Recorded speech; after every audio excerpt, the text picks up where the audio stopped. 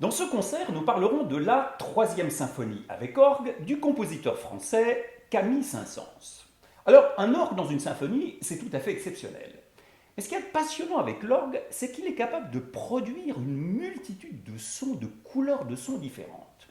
Au piano, par exemple, si vous jouez cette note-là, vous aurez toujours un son de piano.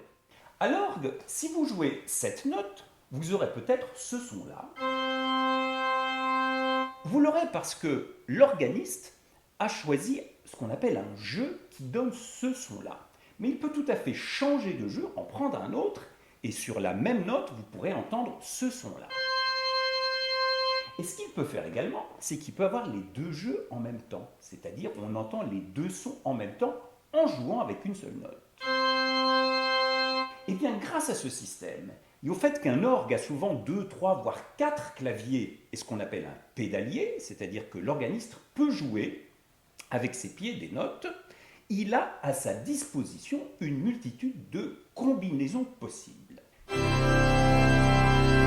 Quand nous jouerons la symphonie de Saint-Saëns avec orgue, à chaque fois que l'orgue intervient, il faut décider quel son on veut avoir. Et bien tout cela, moi je vous propose de le faire en direct. On va faire des tests de combinaison sonore, bien évidemment, pour que vous puissiez sentir, comprendre, entendre pourquoi telle combinaison fonctionne et telle autre fonctionne moins bien.